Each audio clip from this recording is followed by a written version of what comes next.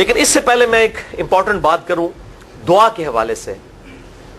کہ دعا کی قبولیت کا ایک پروٹوکول بھی ہے. ویسے تو آپ مسئلہ 82 دیکھیں گے, اس میں نے اور باتیں بھی کی ہیں, ٹاپک دوسری طرف چلا جائے گا, لیکن انصاف ہے کہ میں اس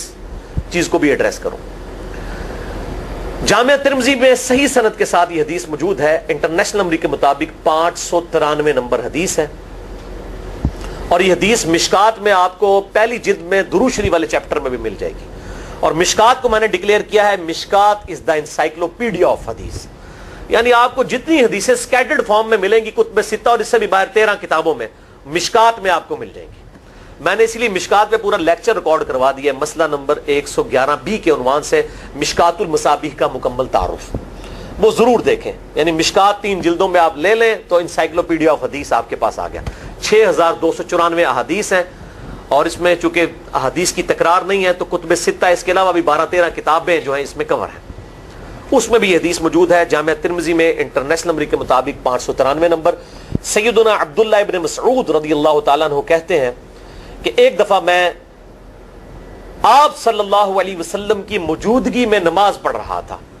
اور سیدنا ابو بکر اور عمر رضی اللہ تعالی عنہما وعلیہم السلام وہ بھی وہاں پہ موجود تھے. میں نماز کے جب یعنی کہ تشہد میں بیٹھا, میں نے اللہ کی حمد کی, التحیات للہ والصلوات والطیبات, اس کے بعد درود پڑھا, اور اس کے بعد میں نے دعا مانگنا شروع کی تو آپ صلی اللہ علیہ وسلم نے ارشاد فرمایا سل تعطا سل تعطا, مانگ تجھے دیا جائے گا, مانگ تجھے دیا جائے گا. یعنی جو درود شریف اور ذکر کے ذریعے متوجہ ہوتا ہے اللہ تعالیٰ اس کی دعا قبول کرتا ہے. اور پھر ابن مسعود ادھر ہی روایت کرتے ہیں, ساتھ ہی جامعہ ترمذی میں دوسری حدیث ہے صحیح سند کے ساتھ کہ ایک شخص آیا, اس نے جو ہے وہ نماز کے دوران حمد و درود کے بغیر ڈائریکٹ اللہ سے مانگنا شروع کر دیا. تو جب وہ فارغ ہوا آپ صلی اللہ علیہ وسلم نے اسے بلا کر کہا کہ سائل تو نے مانگنے میں جلدی کی, تجھے چاہیے کہ جب دعا مانگنے لگے پہلے اللہ کی حمد بیان کر, پھر مجھ پر درود پڑھ, اور پھر اللہ کی طرف متوجہ ہو. اور اس حدیث میں آتا ہے کہ ایک اور شخص آیا, یعنی ابن مسعود وہ خود تھے, اور اس نے اللہ کی حمد اور درود کے ذریعے دعا مانگی تو آپ صلی اللہ علیہ وسلم فرمایا سل تعطا سل تعطا, مانگ تجھے دیا جائے گا, مانگ تجھے دیا جائے گا. درود شریف پہ میں الگ سے بھی لیکچر دے چکا ہوں, مسئلہ نمبر 56 کے عنوان سے 2 گھنٹے کی گفتگو ہے. درود شریف کے صحیح فضائل اور صحیح احکام و مسائل بڑی ڈیٹیل کے ساتھ ہر اینگل سے درود شریف کے حوالے سے آپ کو وہ سمجھ لیں کہ انسائکلوپیڈیا ہے وہ لیکچر, مسئلہ نمبر 56 اہل سنت پاک .com پہ. تو دعا کے لیے حمد اور درود شریف ضروری. اس لیے دیکھیں نماز کی انٹلیکچوئل ترتیب ہے, آپ پہلے دعا کرتے ہیں التحیات للہ والصلوات والطیبات, اللہ کی حمد کرتے ہیں, پھر نبی صلی اللہ علیہ وسلم پر سلام عرض کرتے ہیں السلام علیکہ ایھا النبی, اس کے بعد آپ درود پڑھتے ہیں, اور اینڈ پہ آپ دعا مانگتے ہیں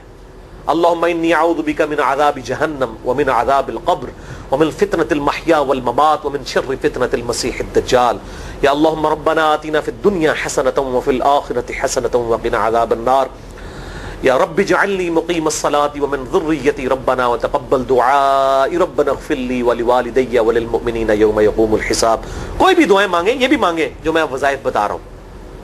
کیونکہ بخاری اور مسلم کی متفق علیہ حدیث ہے. مشکات میں آپ کو تشہد والے چیپٹر میں حدیث مل جائے گی کہ نماز میں تشہد میں درود کے بعد جو چاہو اپنے رب سے مانگو, یعنی عربی میں مانگنا ہوگا, دعائیں مانگے, دعائیں معصورہ کتاب و سنت میں جتنی ہیں وہ مانگے, اس کے علاوہ بھی مانگ سکتے ہیں اگر الفاظ درست ہوں لیکن عربی زبان میں.